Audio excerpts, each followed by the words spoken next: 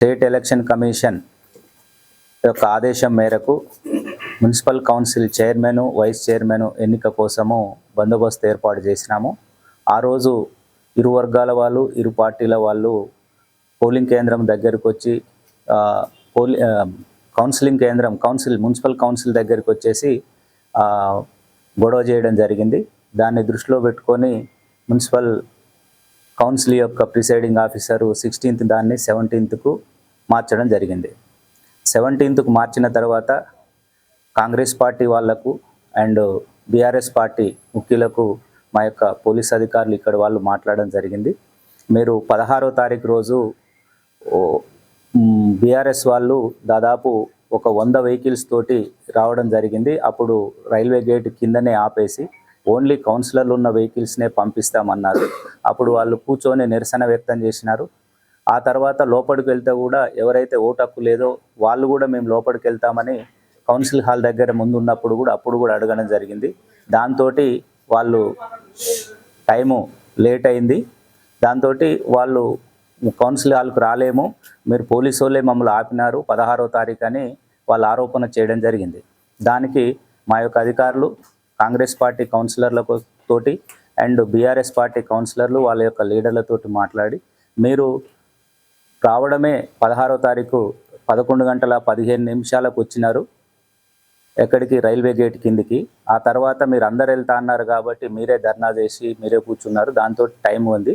ఈసారి మీరు 3 వెహికల్లో రండి, 300 వెహికల్ కాదు, 3 వెహికల్లో మీ యొక్క 14 మంది కౌన్సిలర్లు ఉంటే 14 మంది రండి, ఓన్లీ కౌన్సిలర్ రండి, మేము స్టేట్ కమిషన్ ఎలక్షన్ కమిషన్ ఇచ్చిన ఆదేశం ప్రకారం పంపిస్తామని ముందుగానే చెప్పడం జరిగింది.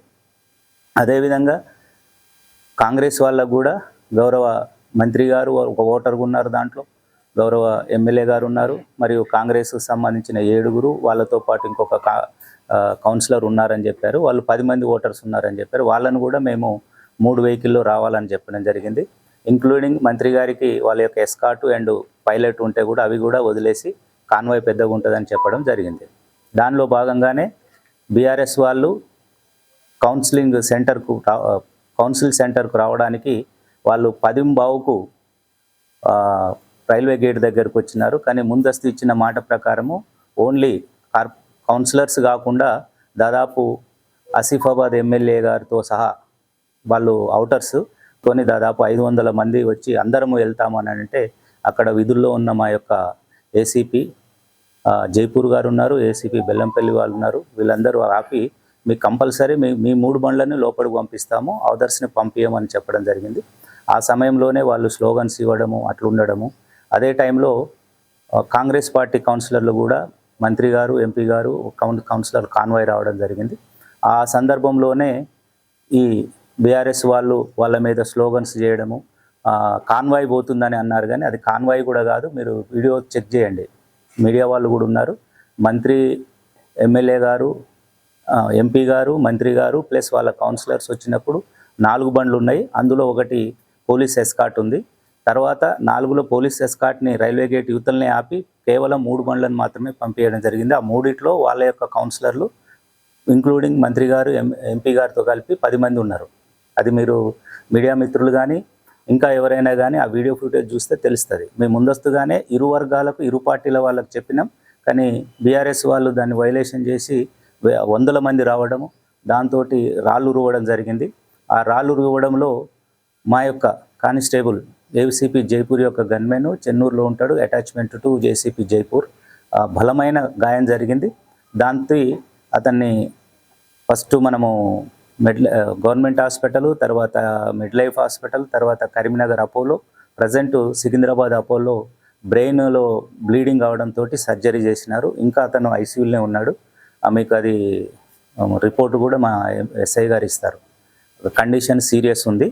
దాంతో కేసు కట్టి నమోదు చేసినాము. ఆ కేసులో భాగంగానే కానిస్టేబుల్కు ఒక ప్రాణం పోయే విధంగా బలమైన గాయాన్ని చేయడము, అన్లాఫుల్ అసెంబ్లీ ఉండడము, పోలీస్ ఇన్స్ట్రక్షన్స్ ఉన్న 163 BNS ఉన్న వాళ్ళు మాట్లాడిన మాట ప్రకారం కాకుండా ఎక్కువ మంది గ్యాదర్ అయ్యి ల్యాండ్ ఆర్డర్ ప్రాబ్లం సృష్టించడంతో మనము grievous hurt to government employee కింద ఆ కేసు కింద కట్టి మొన్న నలుగురిని మనము అరెస్ట్ చేయడం జరిగింది. ఇంకా ఆ కేసులో ఆ రోజు పాల్గొన్న వాళ్ళందరినీ వీడియో ఫుటేజ్ ద్వారా అండ్ అదర్ ఎవిడెన్సెస్ ద్వారా ఐడెంటిఫై చేస్తున్నాము అండ్ టీమ్స్ కూడా ఫామ్ చేసి అరెస్ట్ చేస్తున్నాము. ఈ సందర్భంగా ప్రజలందరికీ విజ్ఞప్తి, ఎలాంటి అపోహలకు గురి కావద్దు. పోలీస్ డిపార్ట్మెంట్ అనేది చట్టము, రాజ్యాంగం నిర్దేశించిన పనిలోనే పనిచేస్తుంది. పోలీస్ డిపార్ట్మెంట్ కావాల్సింది ఎవిడెన్సెస్. ఇప్పుడున్న ఎలక్ట్రానిక్ ఎవిడెన్సెస్ దాని ప్రకారం చూస్తే ఆ రోజు అక్కడ ఏం జరిగిందో క్లియర్గా తెలుస్తుంది. దాని ప్రకారమే మేము అరెస్ట్ చేసినాం తప్ప ఎలాంటి అపోహలకు గురి కావాల్సిన అవసరం లేదు. ఎలాంటి రాజకీయ ఒత్తిడిలో కూడా పోలీస్ డిపార్ట్మెంట్ గురి కాదు. స్టేట్ ఎలక్షన్ కమిషన్ నియమ నిబంధనల ప్రకారమే ఆ రోజు 16 కానీ 17 కానీ పూర్తి గ్రామ పంచాయతీ ఎలక్షన్ కానీ మున్సిపల్ ఎలక్షన్స్